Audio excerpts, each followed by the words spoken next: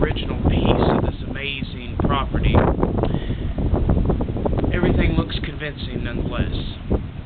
The reason why I chose to come here to do this documentary is because I chose to talk about the past.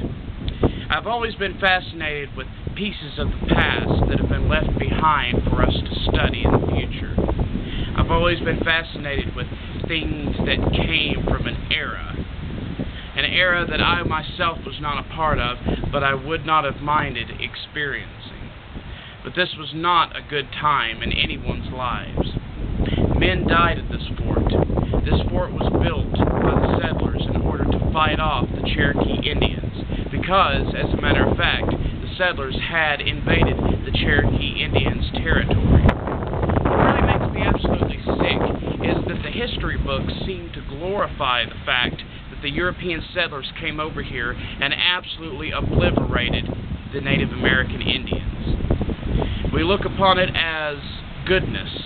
Whenever we read in the history books that the North defeated the South during the Civil War, it is presented as if they were the heroes, that the North was right all along. Of course, the biggest hatred for the Southerners was the fact that they did believe in slavery. But if they did not believe in slavery, even though the Union had won the war, would it still make it right or wrong? You tell me. But what I've come here to talk about is not about history, but in fact our contradictory nature and the fact that we are naive enough to believe that we are not going to die.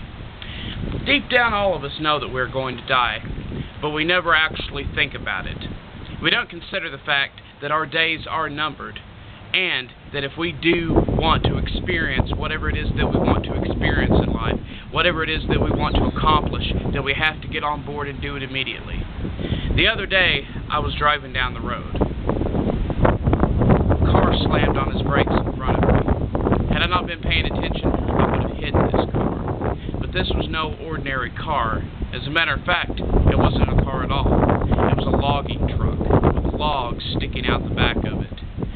When this man slammed on his brakes, when he slammed on the brakes of this huge, monstrous logging truck, had I not been paying attention, I would have hit it. The logs would have gone through the windshield and killed me. As a matter of fact, there was one log that was positioned perfectly. So perfectly that if I had hit the truck, it would have gone directly through the windshield, and it would have killed me. I've never been much of one to go around places with other people, to take girls out on dates. I prefer to experience pieces of the past, pieces of beauty, things that make me happy. I like to go places that help me to clear my mind, but even though all of that comes through and shines through, I still cannot get the fact of my mind that I am going to die someday. Am I terrified of death? No. But I am terrified of the idea of leaving behind so much that I want to accomplish. Some people say I haven't accomplished anything, others say that I have accomplished much. I'm not exactly sure who I can believe at that point. But then I realized that the real question is within yourself. You have to seek out the answer within yourself. Otherwise, the answer is going to be non-existent. Also, I've been getting a lot of requests to make some sequels to the radioactive waste burial sites located in Oak Ridge. These videos received some of the highest ratings of any videos that I've ever done.